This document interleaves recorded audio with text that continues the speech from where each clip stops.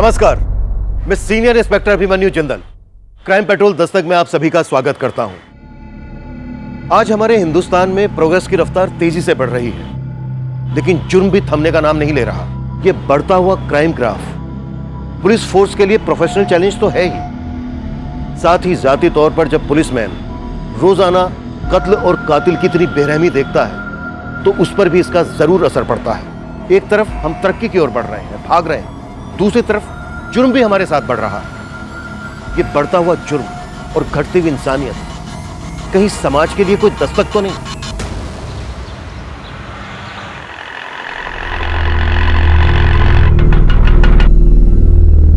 क्या रिया, तुझे कितना कन्विंस किया मैंने, लेकिन तू है कि मानने को रेडी नहीं। 2 मिनट के लिए, सिर्फ 2 मिनट के लिए प्लीज घर चलना। मेघा, फिर कभी आती हूँ ना, प्लीज। अरे मेघा, रिया और चिराग भैया का झगड़ा चल रहा है, इसलिए तो नहीं आ रही है। ऐसा कुछ भी नहीं है।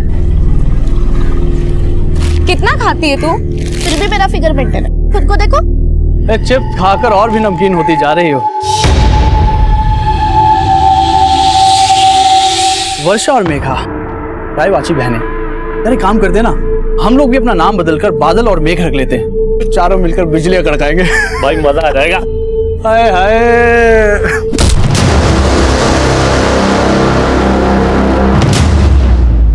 अगर आइंदा मेरी बहनों के साथ बदतमीजी की ना तो जहन्नुम नजर आएगा तुम्हें। चलो।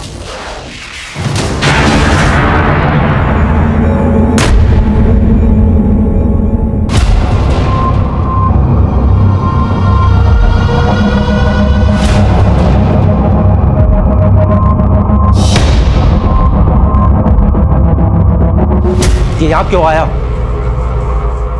चिराग, तमीज से पेश आओ, चाचा है वो तुम्हारे। चिराग, बंद करो ये सब। चाचा जी के बारे में ऐसी कोई गलत बात नहीं सोचनी चाहिए तुम्हें। मुझे क्या सोचा और क्या नहीं सोचा अच्छी तरह पता है जीजा जी। अब मैं बच्चा नहीं रहा।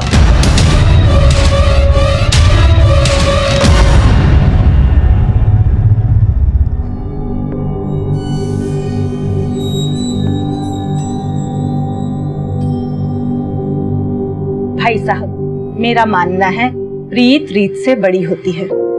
हमारे देवी देवताओं ने हमेशा प्रीत का मान रखा। जी एकदम एकदम 16 आने सच बात बोली आपने। तो इसी बात पर कर देते हैं प्रीत और रीत का संगम। ये लीजिए, आ गई आपकी बहू। दो बेटा, दो दो।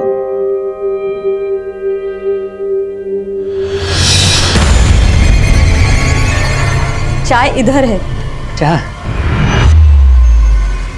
Thank you. माँ, मुझे ये शादी नहीं करनी है। जो लड़का शादी से पहले ही मुझे बाज की तरह से घूर घूर के देख रहा था, वो शादी के बाद पता नहीं क्या करेगा मेरे साथ। ना बाज अपनी बाजीगिरी से बाज आएगा और ना तेरे पापा अपने फैसले से बदलने वाले हैं, समझी? पर ये फैसला मेरी जिंदगी, मेरे सपने, सब कुछ तबाह कर देगा, और ऐसा मैं होने नहीं दूंगी। क्या हो रहा है यहाँ पे? क्या होता मचा रखा?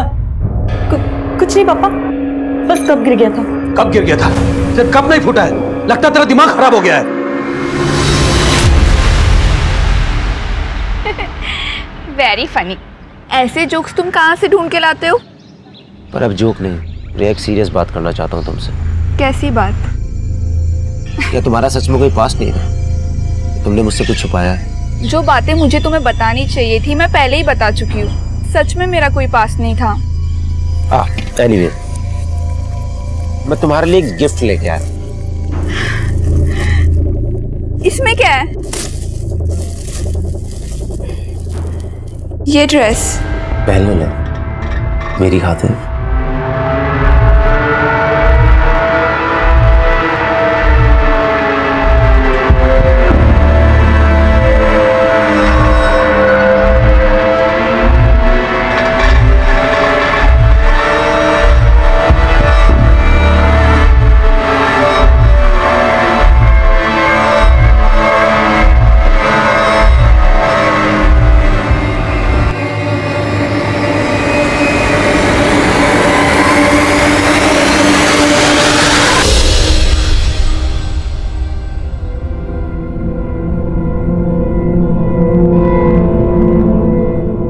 बस बस हो गया, मंडी जाना है मुझे, देर हो रही है।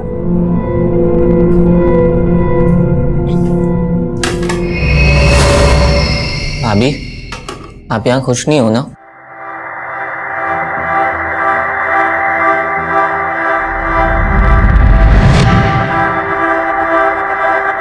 क्यों रे? उसका हमदर्द बनने की कोशिश कर रहे हैं। तेरे इरादे ठीक नहीं लग रहे मुझे।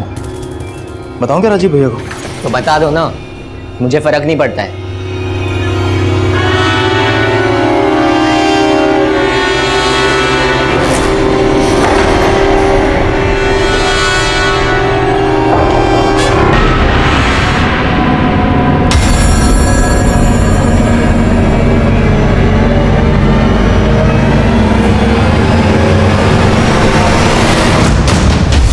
भैया, रिया भाभी का कॉल आया था, आप उनका कॉल नहीं पिक कर रहे हो? कोई झगड़ा वगड़ा हुआ है क्या उनसे? रुको, मैं रिया भाभी को कॉल कर रही हूँ, आप उनसे। कोई जरूरत नहीं, मैं बात कर लूंगा से।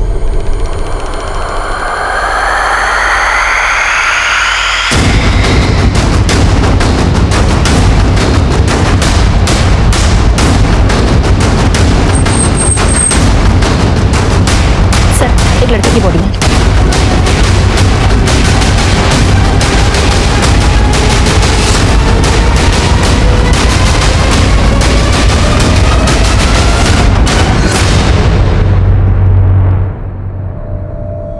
चिराग त्यागी। सर, इसके वॉलेट में कैश भी मिला है और इसका मोबाइल और घड़ी भी इसके पास ही था। गले में चेन भी है। मर्डर का मोटिव लूट तो नहीं था। देखो आसपास कुछ मिलता है क्या, और बॉडी पोस्टमार्टम के लिए भिजवाओ।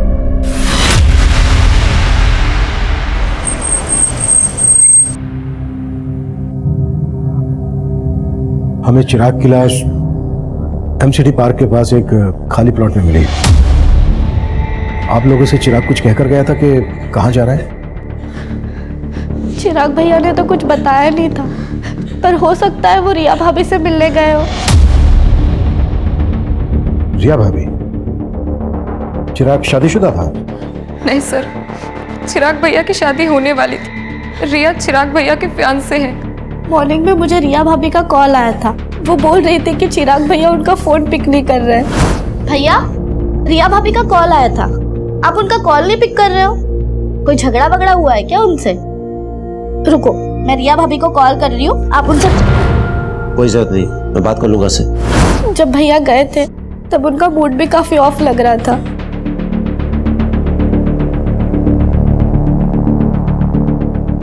आप लोगों को किसी पर शक है जो चिराग का मर्डर कर दे? सर जरूर ये जतिन और उसके दोस्तों ने किया है। सर, कुछ दिन पहले मुझे और वर्षा को भी उनने बहुत परेशान किया था। इतना कुछ हो गया, आप लोगों ने पुलिस कंप्लेन क्यों नहीं की? चिराग भैया को लगा कि वो दोबारा ऐसी हरकत नहीं करेंगे।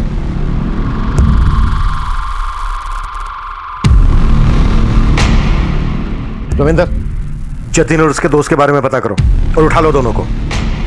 सर, एक बात है, हमें क्राइम सीन से चिराग का फोन मिला था। हमने फोन चेक किया तो उसको लास्ट कॉल रिया ने किया था। और सर, उन दोनों में करीब 5 मिनट बात हुई है। चिराग की बहनों की बातों से ऐसा लग रहा था जैसे चिराग और रिया के बीच झगड़ा हुआ। इस रिया से भी मिलना पड़ेगा।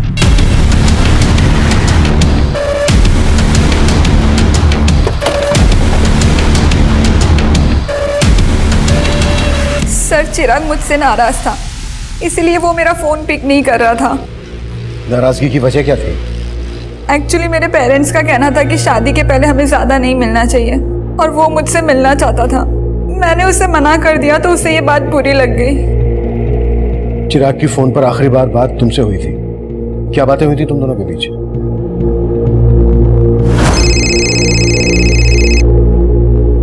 सो फाइनली तुमने मेरा फोन उठा लिया। मैंने उससे मिलने के लिए मना लिया था और उसने हाँ भी कर दी थी। तो तुम चिराग से मिली थी? नहीं सर, पर हम मिलने वाले थे। उसने मुझे एमसीडी गार्डन के पास मिलने के लिए बुलाया था। मैंने उसका बहुत वेट किया, लेकिन वो आया ही नहीं मिलने। हमें चिराग की लाश एमसीडी गार्डन के पास ही एक खाली प्लॉट में मिली थी। क्या तुम वाकई में उससे नहीं मिली थी या फिर कुछ छिपा रही हो हमसे? नहीं सर, चिराग सच में मुझसे नहीं मिला था।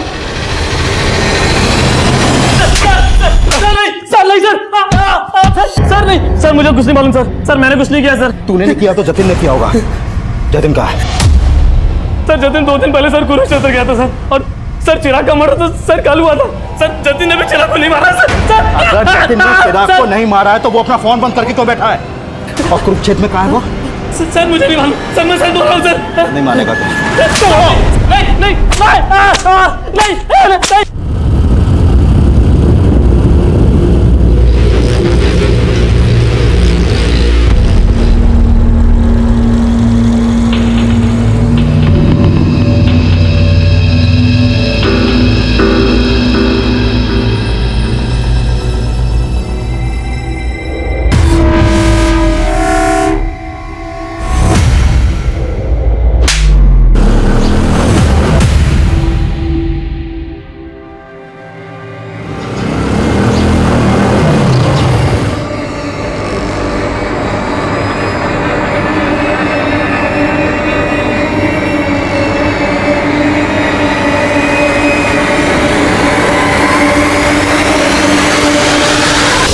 भैया आपने उस लुगाई के सामने मुझे थप्पड़ मार के अच्छा नहीं किया।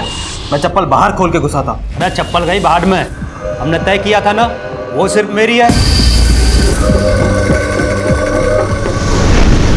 सर जतिन का फोन चिराग के मर्डर से एक रात पहले से हरियाणा के कुरुक्षेत्र में ही एक्टिव था और अपने दोस्तों की गिरफ्तारी के बाद उसने अपना फोन कुरुक्षेत्र में ही बंद किया था। माना चिराग के मर्डर वाले दिन उसका फोन कुरुक्षेत्र में एक्टिव था, पर यह भी तो हो सकता है कि जतिन तब गाजियाबाद में हो और ये सब एलिबाई खड़ी करने की एक चाल हो। जतिन के लिए लुकआउट नोटिस जारी करो, वो गाजियाबाद में छुपा हो सकता है या फिर कहीं और भी सब। और जतिन के साथ साथ रिया के बारे में भी पता करो। जब चिराग का मर्डर हुआ तब रिया उसी एरिया में थी। हो सकता है उसने हमसे झूठ बोला हो कि वो चिराग से नहीं मिली थी।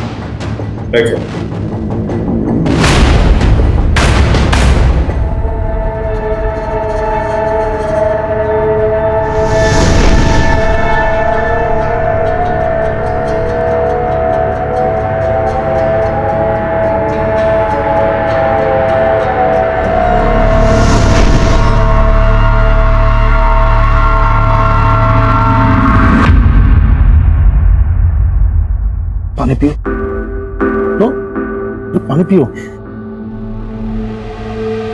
मैं समझ सकता हूँ कि किस्मत ने फिर से एक बहुत बड़ा घाव दिया, लेकिन अपने बाकी के बच्चों के लिए तुम्हें इस दुख से उभरना पड़ेगा ना। ऐसा काम थोड़ी चलेगा।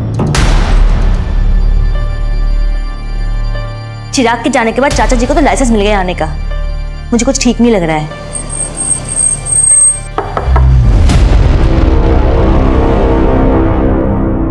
हम जतिन की तलाश कर रहे हैं, लेकिन हमें रिया के बारे में भी कुछ बातें जाननी है। चिराग रिया को कब से जानता था और क्या उन दोनों की लव मैरिज होने वाली थी? नहीं सर, उसका रिश्ता तो हमने ही करवाया था। दरअसल रिया मेघा और वर्षा के साथ एक ही स्कूल में थी। रिया और मेघा तो बचपन की दोस्त हैं। उसके घर वालों को हम बहुत अच्छे से जानते हैं। तो क्या चिराग इस शादी से खुश था? हाँ सर, ये शादी उसकी मर्जी से ही हो रही थी। आप ये सब क्यों पूछ रहे हैं? आपको क्या रिया पे शक है? मतलब मुझे पता लगा कि चिराग जब मिलने गया था रिया को तभी ये सब। आप क्या रखते हैं चिराग के? जी मैं चिराग का जीजा हूँ। वैसे रहते कहाँ हैं? जी मैं इसी घर में रहता हूँ, यही। और आप? मैं चिराग का चाचा हूँ सर। चिराग मेरी भाभी का इकलौता बेटा था। उसके बिना ये घर सर, उसके गुनाहगार बचने नहीं चाहिए सर। दोषियों को सजा दिलाना हमारी ड्यूटी है, आप चिंता मत कीजिए।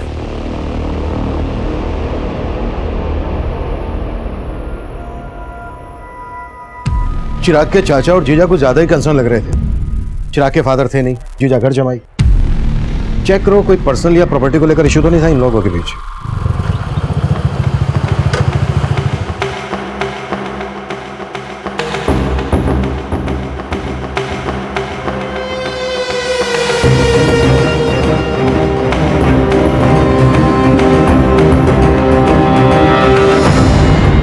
सर रिया के कॉल रिकॉर्ड में ऐसा कोई क्लू नहीं मिला कि उसका किसी और लड़के से कोई अफेयर हो। रिया के पड़ोसी और बाकी रिश्तेदारों से पता करो, शायद कोई क्लू मिल जाए। सर, कुरुक्षेत्र पुलिस से जतिन से जुड़े एक और आपराधिक मामले के बारे में पता चला है। सर, जिस दिन चिराग का मर्डर हुआ था उसी दिन जतिन ने कुरुक्षेत्र से एक बाइक चुराई थी। कुरुक्षेत्र पुलिस भी जतिन को ढूंढ रही है। हो सकता है जतिन उसी बाइक से गाजियाबाद आया हो। लेकिन सर, क्राइम सीन के आसपास के सारे सीसीटीवी फुटेज हमने खंगाल डाले थे। उनमें जतिन ने जो बाइक कुरुक्षेत्र से चुराई थी वो कहीं नहीं देखी गई। सर हो सकता है वो बाइक सोनीपत में हो। सोनीपत? हाँ सर, क्योंकि लास्ट टाइम जब चिराग ने रिया को कॉल किया था तब उसका फोन सोनीपत में ही एक्टिव था। ये भी तो हो सकता है कि चिराग का मर्डर सोनीपत में किया गया हो और पर्पसली उसकी बॉडी को एमसीडी गार्डन के पास लाकर डंप कर दिया गया हो।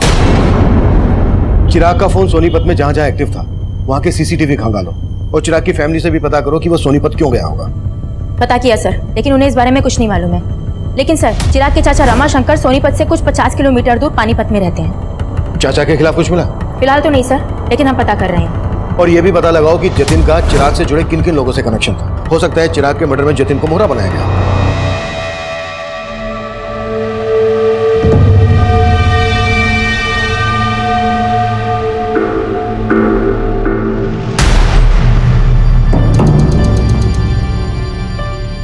वर्षा, मेघा, ये चाचा जी तो यहीं बस गए हैं। उनका छोड़ो दीदी, आप और जीजा जी कब जा रहे हो? तुझे हमसे क्या प्रॉब्लम है? हाँ, एक मिनट वर्षा, मुझे ना घर जमाई बन के रहने का कोई शौक नहीं है। तुम दोनों को पता है कि मैंने एक फ्लैट बुक किया है। अगर उसका बिल्डर पैसे लेके भागा नहीं होता ना तो मैं तो यहाँ पिछले 2 साल से जीजा जी आप यही बोल रहे हैं। और दीदी, आपको तो पता है ना अपना फाइनेंशियल कंडीशन कैसा है, इसलिए प्लीज आप दोनों अपने रहने का इंतजाम कहीं और ही कीजिए ताकि हम ऊपर वाला फ्लोर रेंट पे दे सकें। ये घर ना मेरा भी है, तुम मुझे से जाने के लिए नहीं बोल सकती, समझी? बस फिर से तुम लोग उसी बातों पे लड़ने लगे। और मेघा, किसकी नीयत कैसी है ये मैं अच्छे से जानती हूँ और इन सब बातों के लिए मैं हूँ। लेकिन चिराग भैया ने तो आप पे कभी भरोसा ही नहीं किया और वजह आप अच्छी तरीके से जानती है। हम चिराग के घर वालों के बारे में पता कर रहे थे और दूसरी तरफ हम जतिन को भी ढूंढ रहे थे, लेकिन हमें जतिन नहीं मिल रहा था जिस पर चिराग की फैमिली शक जता रही थी। चिराग की मंगेतर रिया भी हमारे रडार पर थी, लेकिन इस केस से जुड़ा एक अलग ही एंगल तब हमारे सामने आया जिसने इस केस को अचानक से घुमाव दे दिया। सर, हमने उस दिन के सोनीपत के एरिया के सीसीटीवी खंगाले थे जब चिराग का फोन वहां पर एक्टिव था, लेकिन उसमें से किसी भी फुटेज में चिराग कैप्चर नहीं हुआ। लेकिन सर, उससे एक दिन पहले की एक सीसीटीवी फुटेज में चिराग कैप्चर हुआ था जिसमें वो एक औरत का पीछा कर रहा था। ये देखिए सर। कौन है ये औरत और चिराग क्यों और किस मकसद से इसका पीछा कर रहा होगा? प्रिया, औरत घूंघट में है, फिर भी चिराग के घर वालों को ये फुटेज दिखाओ, हो सकता है वहां से कोई हिंट मिल जाए। Right sir.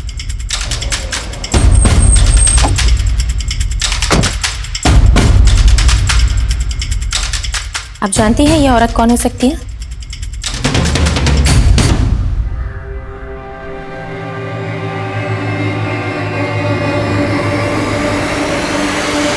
नीच, जब मैं अंदर होता हूँ तब भी तू इसी तरह झांकता है? हाँ, झाँकता हूँ, लेकिन आपकी तरह आपकी मशरूफियत में बाधा नहीं डालता। उसे देखिए, इश्क लड़ा रहा है अंदर, तो लड़ाने दे, तेरे क्यों चुल उठ रही है? अरे वो मेरे भोले भैया उस लड़की को हमारे खिलाफ भड़का रहा है।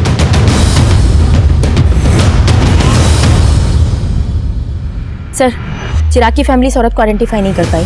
वो लोग खुद कंफ्यूज है कि आखिर चिराग किसी औरत के पीछे क्यों जाएगा। सोनीपत के इस एरिया में पूछताछ जारी रखो, हो सकता है कि इसने कुछ विटनेस किया। सर, सुजाता के जिस रिश्तेदार ने रिया और चिराग का रिश्ता करवाया था, मेरी उनसे बात हुई। उनका कहना है कि चिराग के मर्डर वाली सुबह उनको रिया की माँ का कॉल आया था और वो रिया से चिराग का रिश्ता तोड़ना चाहती थी, लेकिन उससे पहले चिराग का मर्डर हो गया सर। यानी चिराग और रिया की स्टोरी में कोई और भी एंगल है।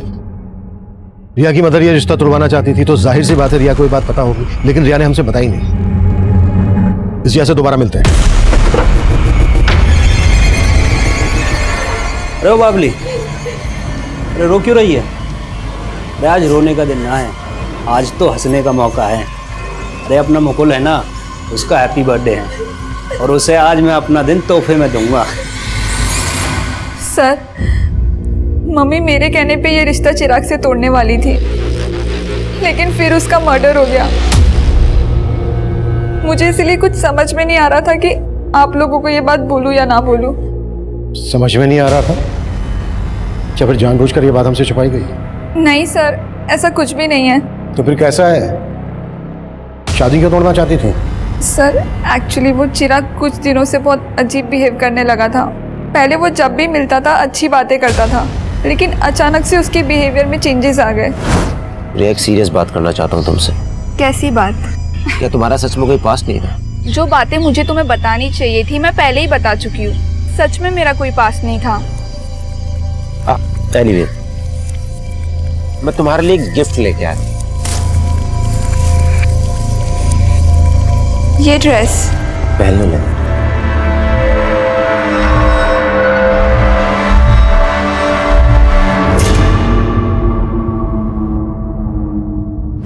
सर मुझे नहीं पता उसके मन में क्या चल रहा था, लेकिन उस दिन के बाद से वो बहुत अजीब अजीब सवाल करने लगा। मेरा क्लासमेट कौन था, मेरे दोस्त कौन थे। मतलब उसे तुम पर शक था कि तुम्हारा कोई एक्स है? नहीं सर, ऐसा कुछ भी नहीं है, लेकिन उसके इन सवालों से मैं तंग आ गई थी। मैंने ही मम्मी से कहा था कि मैं उससे शादी नहीं करना चाहती, और फिर मैंने डिसाइड किया कि उस दिन मैं चिराग से मिलकर सब कुछ खत्म कर लूंगी। तो उस दिन चिराग तुमसे मिला था? नहीं सर, मैंने कहा ना, मैं उस दिन चिराग से नहीं मिली। लेकिन चिराग की लाश हमें उसी एरिया में मिली जहां तुम उससे मिलने वाली थी। सर आप कहना क्या चाहते हैं? मैंने चिराग को मारा है।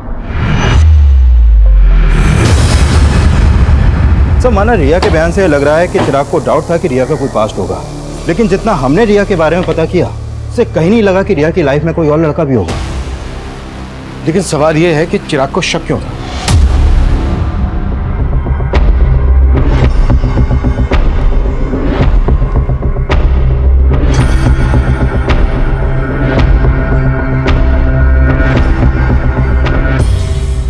सोनीपत में चिराग को इस औरत के पीछे जाते हुए देखा गया था। हो सकता है इसी औरत ने चिराग के दिमाग में जहर भरा हो। सर, इसका मतलब ये औरत रिया की जानने वाली हो सकती है। करेक्ट। और हो सकता है चिराग को इस औरत की असलियत पता चल गई हो और इस औरत ने चिराग, इस औरत की फोटो रिया और उसकी मदर को दिखाओ और सोनीपत में पूछताछ तेज कर दो। हमारे लिए जानना बेहद जरूरी है कि आखिर ये औरत है कौन। सर, क्या आप इसको जानते हैं?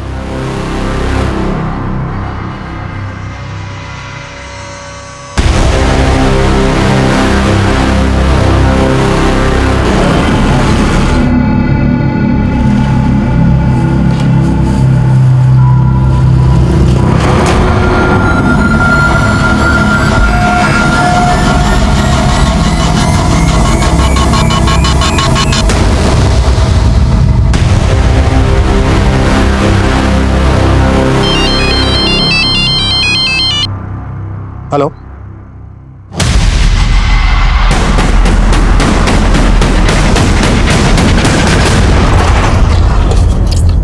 सर, जिस घूंघट वाली औरत को हम ढूंढ रहे थे, उस औरत को इस दुकान पे देखा गया।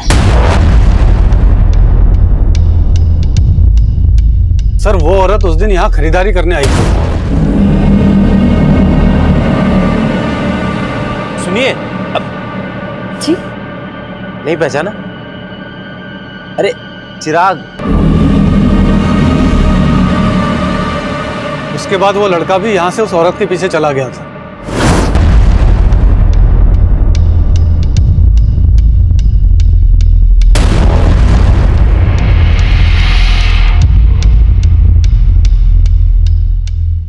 ये औरत पहले भी आती थी?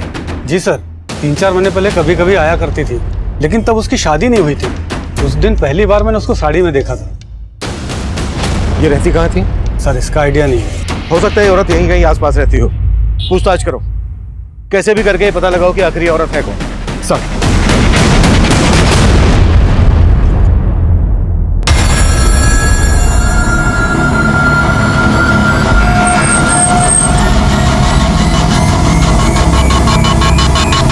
हम सोच ही नहीं पा रहे थे कि उस घूंघट वाली लड़की की चिराग के मर्डर में क्या भूमिका होगी, लेकिन उसी दौरान कुरुक्षेत्र पुलिस से हमें जतिन से जुड़ी एक अहम लीड मिली और आखिरकार हमने जतिन को धर ही लिया।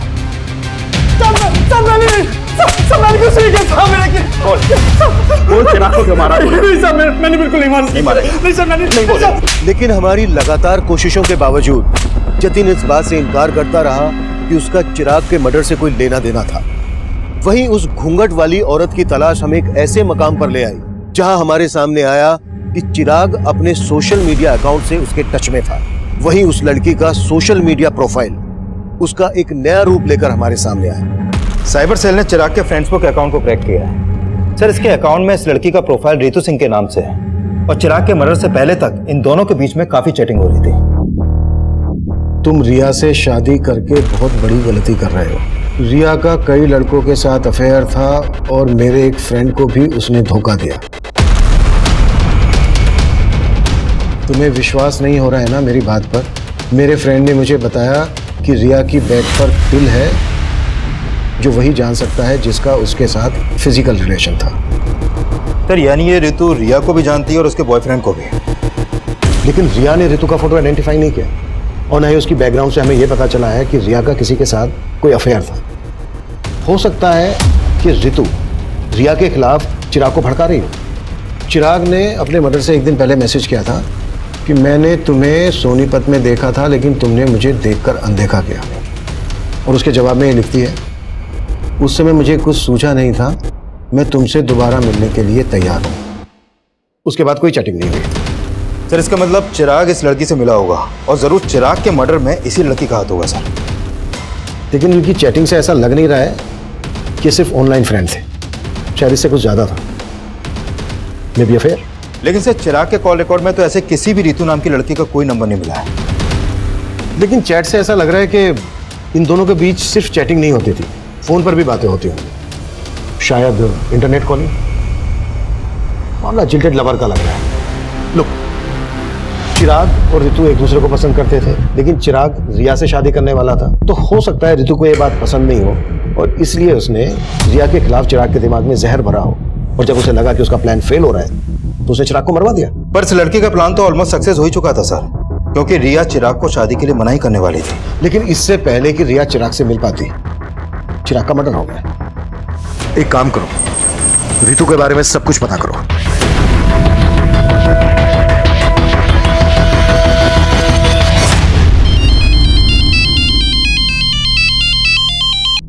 हाँ रविंदर, सर उस लड़की के पेरेंट्स के घर का पता चला। उस लड़की का असली नाम छाया है। छाया? लेकिन उसका प्रोफाइल तो ऋतु के नाम से था।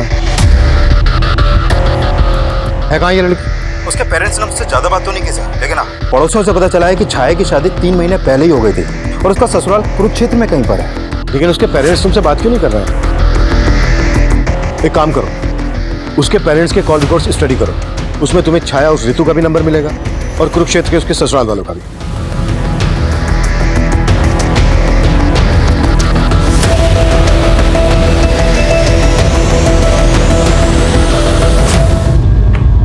सर छाया के पेरेंट्स के कॉल रिकॉर्ड में छाया का नंबर तो मिला ही है, लेकिन उसके अलावा 2 नंबर और मिले हैं कुरुक्षेत्र के। ये देखिए सर, एक नंबर राजीव के नाम पे रजिस्टर्ड है और ये दूसरा अनीता के। कुरुक्षेत्र चलने की तैयारी करो। सर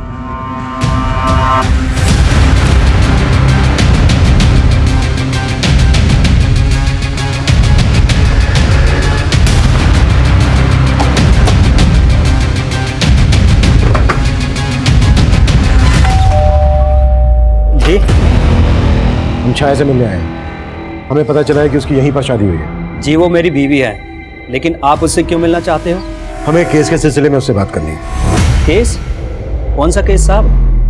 बुलाओ उसको, या हम उसी से बात करेंगे। नहीं, वो यहाँ पर नहीं है। तो फिर कहाँ है? 1 सप्ताह पहले यहाँ से भाग गई। भाग गई?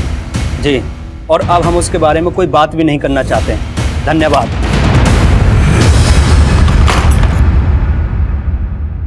सर छाया का फोन स्विच ऑफ है। तो छाया का पति बोल रहा है कि 1 हफ्ता पहले ही छाया यहाँ से भाग गई थी। सर मुझे लग रहा है ये जरूर उसे बचा रहा है। हो सकता है छाया के फादर राम सिंह को पता चल गया था कि हम छाया को ढूंढ रहे हैं। एक काम करो, छाया के फादर राम सिंह पे नजर रखो और ससुराल वालों पर भी, इनके बारे में सब कुछ पता करो। सर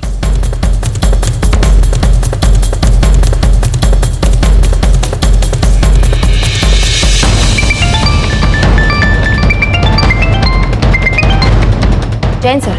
जय हिंद। छाया के कॉल रिकॉर्ड्स आए? जी सर, वही स्टडी कर रही थी। सर छाया का फोन 1 हफ्ते पहले सोनीपत में ही बंद हुआ था। भैया जहाँ पर छाया के पेरेंट्स रहते हैं, हो सकता है छाया वहीं छुपी हो, पता करो। जी सर। और सर छाया के कॉल रिकॉर्ड के हिसाब से गाजियाबाद का एक नंबर मिला है जिस पर उसकी काफी बातचीत होती थी। किसका नंबर है? सर ये नंबर किसी जितेंद्र वशिष्ठ के नाम पर रजिस्टर्ड है। नंबर स्विच ऑफ है या एक्टिव है? सर एक्टिव है। जितेंद्र को थाने बुलाओ। जी सर। सर जितेंद्र वशिष्ठ आ गया है। बुलाओ। सर छाया मेरी स्टूडेंट थी। मैं जिस कॉलेज में पढ़ाता था, छाया 3 महीने पहले तक वहां पढ़ती थी। 3 महीने पहले तक पढ़ती थी? लेकिन बात तो तुम दोनों के बीच एक हफ्ते पहले तक हो रही थी। तुम दोनों के बीच सिर्फ टीचर और स्टूडेंट वाला रिश्ता था या फिर? नहीं सर, छाया मेरी स्टूडेंट थी, वो मेरी बहुत रिस्पेक्ट करती थी सर। थी मतलब अब कहाँ है वो?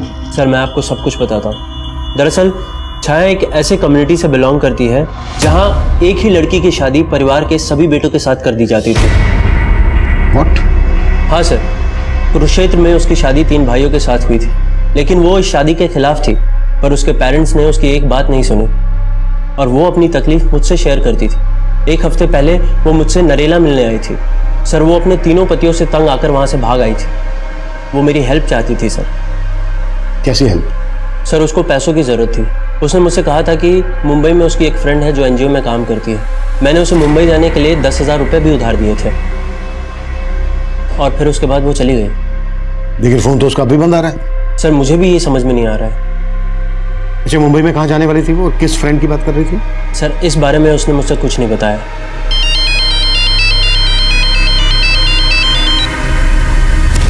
हाँ रविंदर। सर सोनीपत पुलिस से एक चौंकाने वाली इंफॉर्मेशन मिली है। कुछ दिन पहले उन्हें सोनीपत में छाया की लाश मिली थी।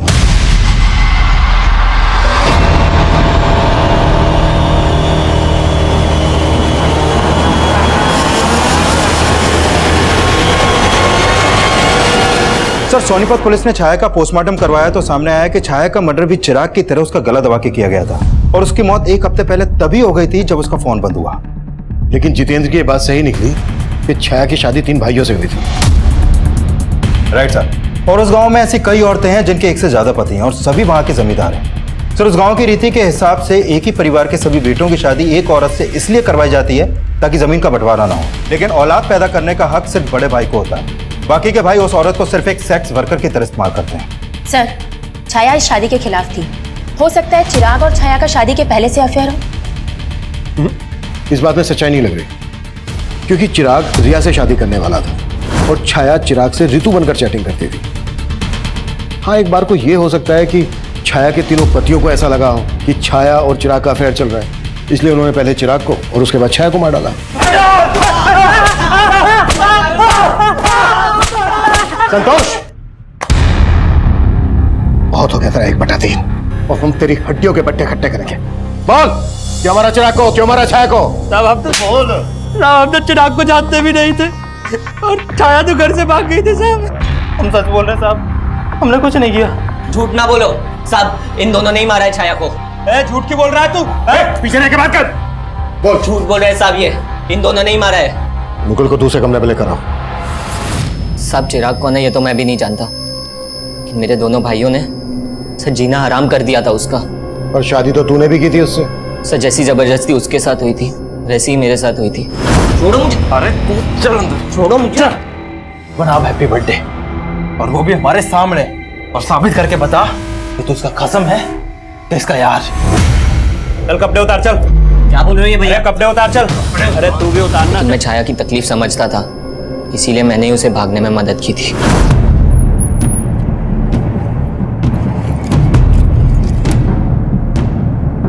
साहब वो गाजियाबाद बोल के निकली थी, लेकिन मेरे दोनों भाई उसे बाद में ढूंढ रहे थे।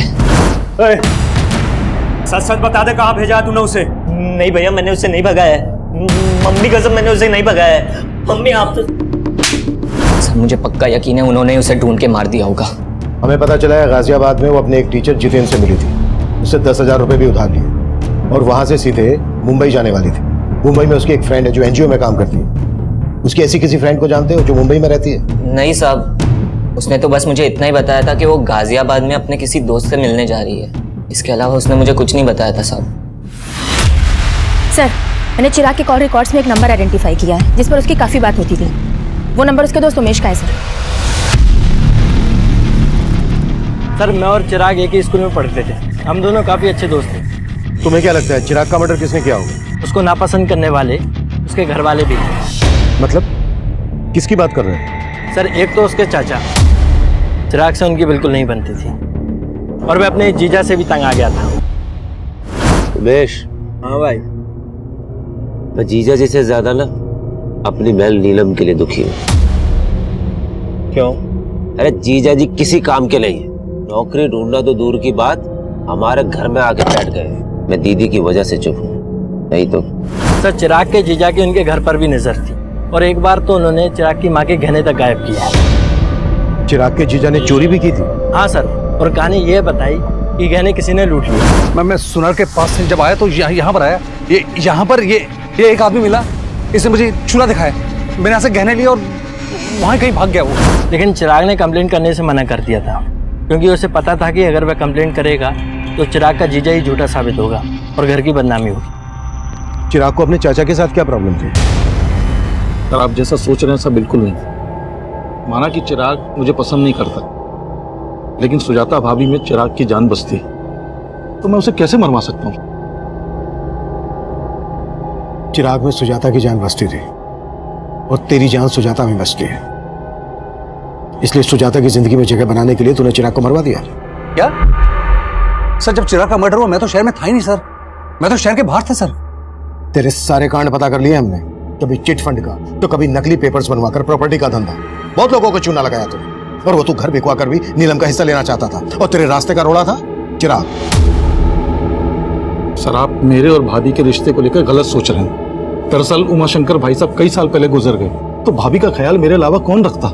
फिर तेरे बीवी बच्चों ने तुझे क्यों छोड़ा? सब पता कर लिया हमने, उन्हें भी यही लगता है कि तेरा और तेरी सुजाता भाभी का चक्कर चल रहा है। गलत फहमी है सर उनको, जैसे चिराग को थी, और चिराग ने इन सब बातों को तूल दिया सर। और रमाशंकर बाहर निकल! क्या बदतमीजी कर रहा है?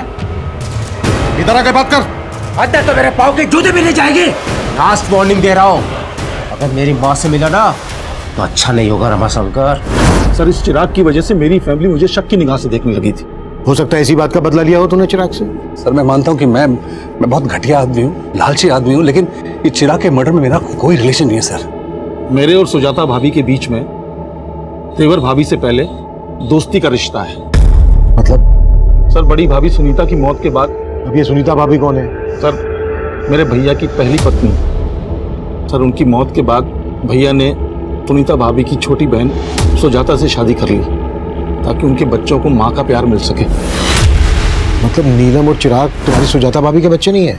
नहीं सर, वो बड़ी भाभी के बच्चे हैं, लेकिन सुजाता ने मेघा और वर्षा से ज्यादा उन दोनों का ख्याल रखा। सर सुजाता जब शादी होकर यहाँ आई थी तो उसकी उम्र बहुत कम थी, तो भैया ने मुझे जिम्मेदारी दी कि मैं एक दोस्त की तरह उनका ख्याल रखूं। सर जो रिश्ता भैया ने बनवाया था ना, उस पर चिराग ने दिल खोल के कीचड़ उछाला है। सर आप हमारे परिवार का इतिहास निकलवा के सिर्फ हमारे जख्मों पे नमक छिड़क रहे हैं। सुजाता जी हम सिर्फ अपनी ड्यूटी कर रहे हैं। तो सही जगह कीजिए ना ड्यूटी। मेरे बेटे के मर्डर में किसी घर वाले का नहीं बल्कि बाहर वाले का हाथ है। प्लीज प्लीज हमें तंग करना बंद कर दीजिए। सर छाया के कॉल रिकॉर्ड में मुंबई का एक भी नंबर नहीं मिला है और ऐसा कोई लीड भी नहीं मिला है जिससे पता चले कि उसका कोई रिश्तेदार मुंबई में होगा। मतलब जितेंद्र ने झूठ बोला था हमसे? कुंडली निकालो उसकी। सर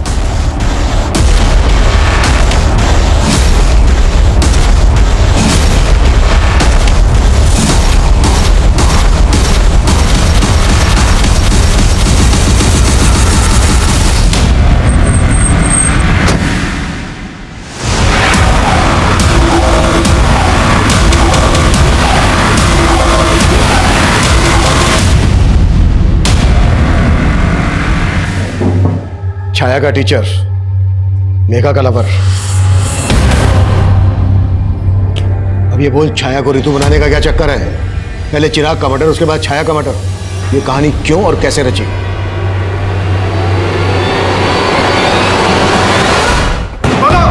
बोलता हूँ सर। सर मेरा और मेघा का अफेयर चल रहा था सर, लेकिन हमारा ब्रेकअप हो गया था सर, क्योंकि मेरे पेरेंट्स ने जबरदस्ती मेरी रिश्ता कहीं और करा दिया था। लेकिन जब मेरी फादर की डेथ हुई तो मेघा मुझे सांत्वना देने आई। उसके बाद से सर हमारा फिर से मिलना चालू हो गया सर। और मेघा ने बताया कि इसके फादर के डेथ के बाद से नौकरी कंपैशन के आधार पर नौकरी किसी एक बच्चे को मिल सकती थी और चिराग अच्छा खासा पढ़ा लिखा था, वो चाहे तो कोई दूसरी नौकरी कर सकता था, लेकिन नहीं, माँ ने ये नौकरी उसके नाम कर दी। मुझे लगा अगर मैं चिराग को मार दूंगी तो ये नौकरी मेरे नाम हो जाएगी। मुझे मालूम था छाया जितेंद्र की स्टूडेंट थी इसीलिए जितेंद्र की मदद से हमने छाया की फोटो यूज की और रितु नाम की एक फेक प्रोफाइल बनाई और चिराग को फ्रेंड रिक्वेस्ट भेजी और उसने वो रिक्वेस्ट एक्सेप्ट भी कर ली। धीरे धीरे हमारी नॉर्मल बातें होने लगी। फिर एक दिन चैटिंग के थ्रू चिराग ने मुझे कहा कि उसे रिया से शादी करनी है। बस इसी मौके का फायदा उठाकर मैंने चिराग को कहा रिया की फोटो भेजने के लिए और फिर मैंने उसे लिखना शुरू किया कि मैं रिया को जानती हूँ और फिर धीरे धीरे चिराग के मन में रिया के खिलाफ शक पैदा करवाया। और चिराग तुम्हारे उन मैसेजेस पर बिना सोचे समझे भरोसा करने लगा था? नहीं, मैं रितु बनकर कभी कभी किसी ऐप के जरिए उससे वॉइस कॉल करती थी। एक तरफ चिराग और रिया का रोज झगड़ा होने लगा और दूसरी तरफ चिराग मुझसे बार बार मिलने की रिक्वेस्ट करने लगा। उसी दिन उसने छाया को सोनीपत में देख लिया और छाया ने उसे देखकर जिस तरह से रिएक्ट किया उसे शक होने लगा। इसीलिए मैंने रितु बनकर उसे कॉल किया और उसे मिलने के लिए बुलाया। और तुम्हें पता था चिराग और रिया एमसीडी गार्डन में मिलते थे, इसलिए तुमने उसको वहीं पर मिलने के लिए बुलाया।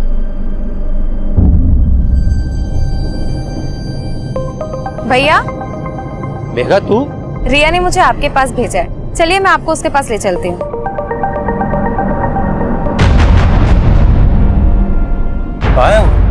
भैया बस आती होगी। मुझे पता था आप लोग किसी न किसी तरह छाया तक पहुंच जाएंगे और इसलिए छाया को मैंने कहा कि तुम अपने पति को छोड़कर भाग जाओ और उससे मैंने कहा कि मैं एक एनजीओ के बारे में जानता हूँ और वो जब मिलने आई तो हमने। और ये तुमने सिर्फ नौकरी पाने के लिए किया? नहीं, ये बंटवारे के प्यार से थक गई थी, मैं तंग आ गई थी। हर वक्त नीलम चिराग। सुजाता जी, चिराग और नीलम की सौतेली माँ थी, तुम्हारी तो अपनी माँ है, सगी। लेकिन क्या फायदा, वो तो उन दोनों से प्यार करती थी ना। पापा की मौत के बाद उनके पेंशन और पीएफ के 50 लाख रुपए मिले थे, लेकिन वो नीलम और उसके निकम्मे पति के घर बसाने में लगाना चाहती थी। लेकिन चिराग तो तुम दोनों बहनों से प्यार करता था। क्या करती मैं इसे प्यार का? माँ का सारा प्यार, प्रॉपर्टी, पापा के पैसे सब रख लेता वो। अगर तुम्हें लग रहा था कि तुम्हें तुम्हारा हिस्सा नहीं मिल रहा था, तुम्हारा हक मारा जा रहा था, तो कोर्ट का दरवाजा खटखटा सकती थी। ये सब करके मिल गया तुम्हें तुम्हारा हिस्सा, तुम्हारा हक। चिराग ने मेघा को कभी अपनी सौतेली बहन नहीं समझा, लेकिन वो इस दस्तक को नहीं भाप पाया कि जिस बहन की रक्षा के लिए वो किसी भी हद तक जा सकता है, वो बहन खुद उसकी भक्षक बन जाएगी। सुजाता की ये कोशिश कि वो चिराग और नीलम की अच्छी मां साबित होगी, उसे उसके ही बच्चों से दूर कर दिया। चिराग के लिए नफरत मेघा में एकाएक नहीं पनपी होगी, बल्कि सालों से पनप रही हो। तो क्या सुजाता ने मेघा के अंदर उबलते गुस्से को कभी नहीं भापा? या फिर उसे दस्तक मिली थी, लेकिन उसने उस दस्तक को महसूस नहीं किया? उम्र के हर पड़ाव पर जब जब हम अपना बचपन याद करते हैं, तब तब सबसे पहले हमें हमारे भाई बहन और माता पिता याद आते हैं। लेकिन बढ़ती उम्र के साथ साथ अपनी मासूमियत बनाए रखना आसान नहीं होता, क्योंकि अक्सर हमें यह गलत फहमियां जकड़े रहती हैं कि दुनिया में भोलापन नहीं बल्कि चालाकियां बिकती हैं। और कभी कभी हम इतना बदल जाते हैं कि इंसानियत हमें एक टूटा हुआ खिलौना और ईमानदारी झूठ लगने लगती है। हमें हमारे बचपन की मासूमियत हमेशा बचाए रखने की कोशिश करनी चाहिए, क्योंकि हमारी पूरी जिंदगी में हमारा बचपन ही वो मोती है जो हमें इंसानियत और रिश्तों को बनाए रखने की कीमत समझा सकता है। अब मैं सीनियर इंस्पेक्टर अभिमन्यु जिंदल आप लोगों से विदा लेता हूं। आपसे फिर मुलाकात होगी एक नए केस के साथ। देखते रहिए क्राइम पेट्रोल दस्तक। मकसद बताना नहीं, बचाना है। क्राइम पेट्रोल के और भी दिलचस्प कहानी देखने के लिए हमारे चैनल को सब्सक्राइब करें और बेल आइकॉन दबाना न भूलें।